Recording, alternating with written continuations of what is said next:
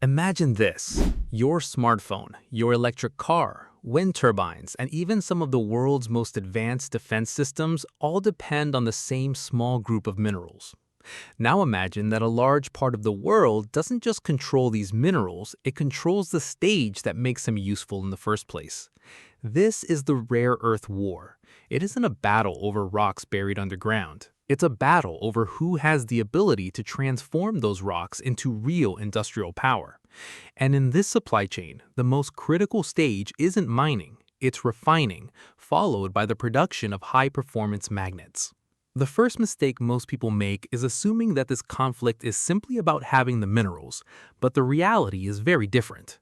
Rare earth elements are found inside some of the smallest yet most important components of modern technology, especially high-performance neodymium iron boron permanent magnets.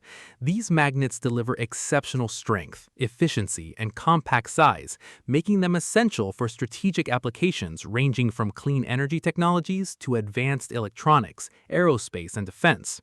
More importantly, permanent magnets account for roughly 95% of the total value of rare earth demand. This leads to the real question: who actually controls these minerals?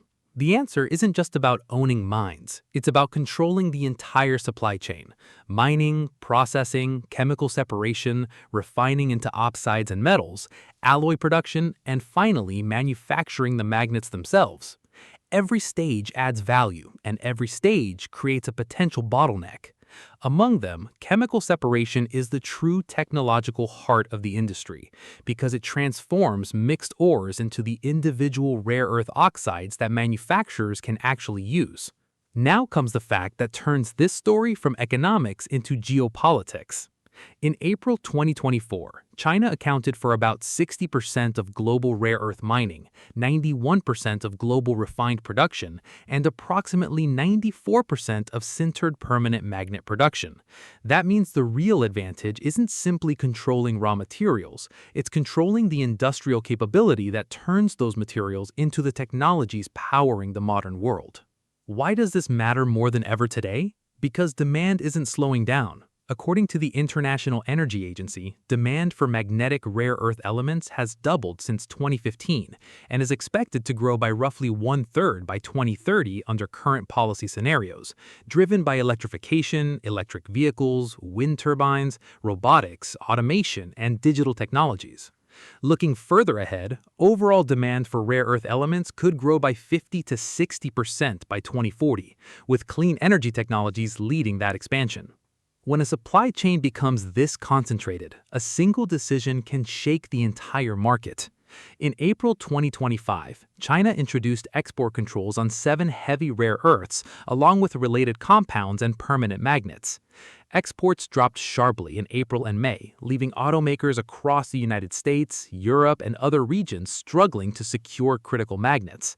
Some manufacturers were forced to reduce production or temporarily halt operations.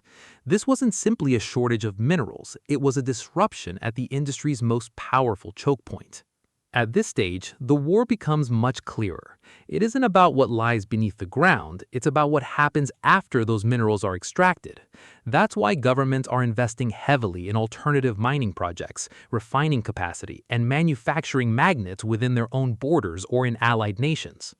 The International Energy Agency projects that demand for rare earth outside of China could rise by around 50% by 2035, under current policies. However, investment across the supply chain remains uneven, with mining capacity expected to expand faster than refining and manufacturing. In other words, discovering a new mine doesn't automatically create industrial independence. The United States has begun responding, but from a late starting point. In June 2026, the U.S. Department of Energy announced $134 million in funding for 2 projects designed to strengthen domestic rare earth supply chains by recovering and refining these materials from unconventional sources, including mine waste and electronic waste. The message is clear: finding new sources of rare earths isn't enough.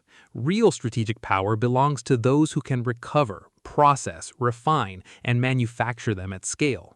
That's why rare earths have become an issue of economic security, not just industrial policy. These materials are essential not only for electric vehicles and wind turbines, but also for advanced electronics, aerospace systems, and modern defense technologies. When critical supply chains become concentrated in a single country, any disruption can threaten entire industries, not just individual factories. This is exactly why the International Energy Agency describes rare earth supply chains as a strategic challenge for the global economy. So, if you're telling this story, don't tell it as a geology lesson. Tell it as a story about power.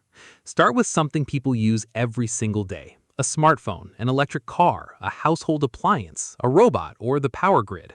Then gradually pull back the curtain until they discover that all of these technologies rely on a hidden stage almost nobody sees: refining and permanent magnet manufacturing. Only then does it become clear why rare earth elements may sound insignificant, yet hold enormous influence over the modern world.